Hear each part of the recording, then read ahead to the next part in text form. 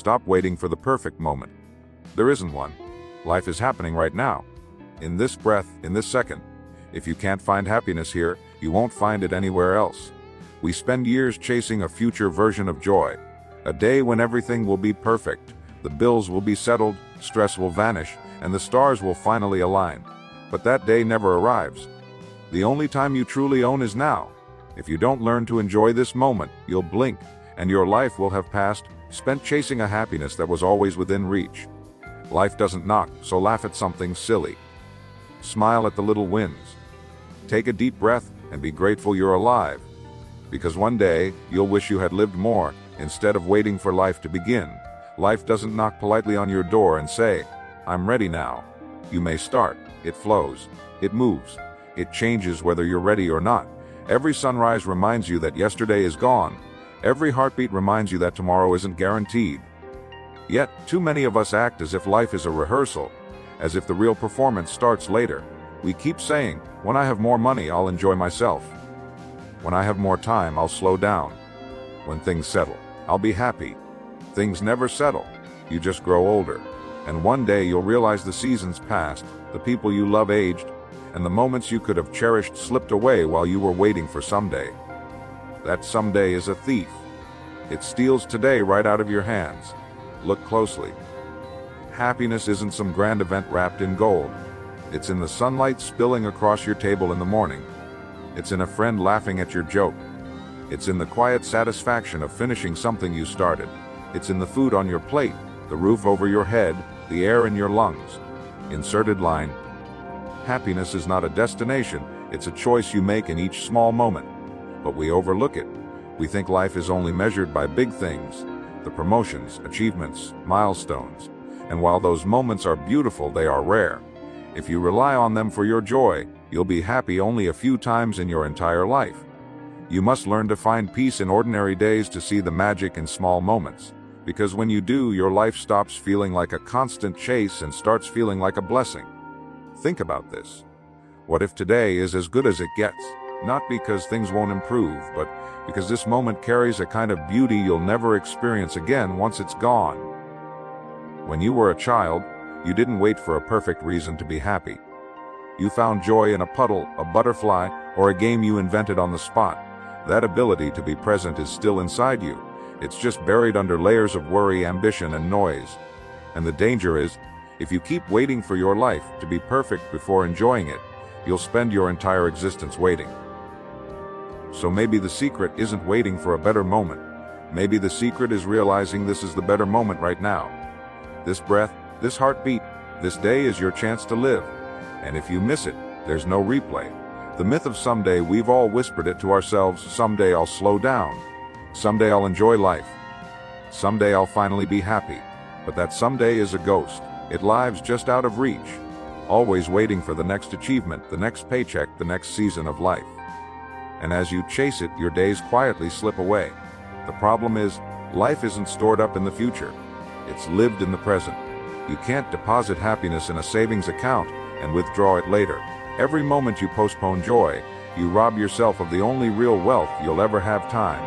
You don't need to meditate for hours or retreat to a cabin in the woods to practice presence. Stop treating the moment you're in as a stepping stone to the next one. This moment is the destination. This is it. One of the fastest ways to trap yourself in an ordinary life is to adopt someone else's definition of success. Most people never ask what enough truly looks like for them, so they chase endlessly, piling on more without ever feeling fulfilled. You see it everywhere. People upgrade houses, cars, wardrobes, thinking the next thing will finally complete them. But if your definition of enough keeps moving, you're not chasing success. You're running on a treadmill of emptiness. Extraordinary people are clear about their personal enough. That doesn't mean they settle for mediocrity.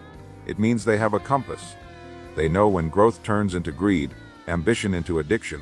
They understand that more isn't always better if it costs peace, health, or relationships. Rewriting your definition of enough starts by asking, what would my life look like if I stopped trying to impress anyone? If social media didn't exist, what would I still care about achieving? What am I willing to sacrifice, and what am I not willing to sacrifice for my goals? Once you're honest with these answers, You stop chasing for the sake of chasing. You stop living in comparison. You begin to create a life aligned with your values instead of a mirror of society's noisy demands. Living from a place of enough allows you to achieve more, not from desperation but focus.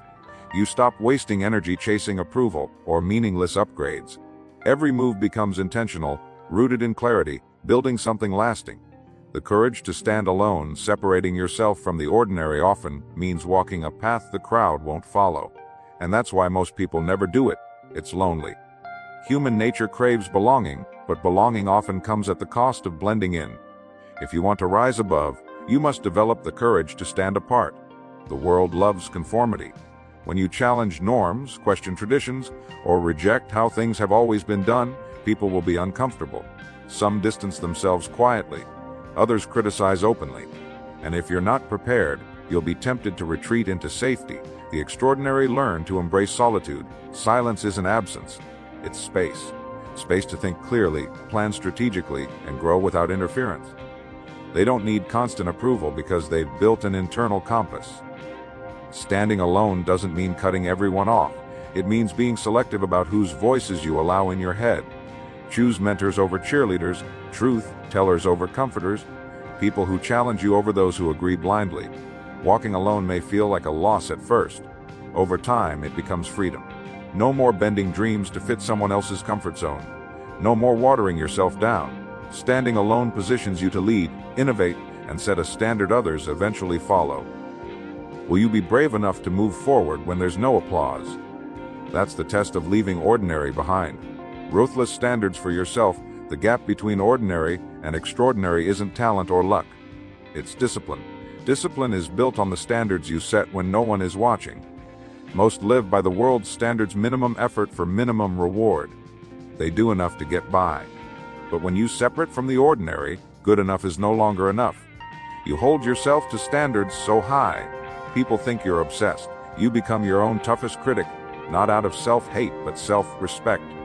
Delivering something isn't just done, it's done with excellence. Waking up early, you rise before the alarm. Learning a skill, you master it, not dabble. Ruthless standards are uncomfortable, yes, but liberating. No debate about working hard, you simply do it. Ordinary people negotiate with goals. Extraordinary people execute without bargaining. At first, others may think you overdo it. They'll roll their eyes, call you intense, or suggest you relax. Over time, they'll ask, how did you get there? Your standards quietly become your separation. They mark the invisible line between talkers and doers. When your bare minimum exceeds others' best, you've left ordinary behind. Master the power of focus. The ordinary mind is scattered. It chases a dozen ideas, starts 100 projects, finishes none. The extraordinary mind is like a laser cutting through distractions, channeling energy into what truly matters. Focus is a superpower in a noisy world, blocking irrelevant opinions, pointless gossip, endless scrolling. Meaningless busywork sets you apart. Many think they work hard, but they're just busy. Busy is the mask. Focused is the truth. When you master focus, you don't just work. You direct work toward exact outcomes. Every action has purpose. Every hour is intentional. Every decision asks, does this move me closer to my goal, or is it a distraction? Focus costs. You'll lose people who demand trivial attention. Short-term pleasures are sacrificed for long-term gain. Isolation may occur because the world rewards loud, reactive noise, not deep concentration. In that silence, your results become undeniable. Extraordinary people don't try to do everything. They do the right things. While ordinary scatter energy like confetti, extraordinary conserve it like gold. Mastering focus isn't working harder, it's working clearer. With eyes locked on the prize and mind uncluttered, you don't just move forward, you sprint past those wandering in circles.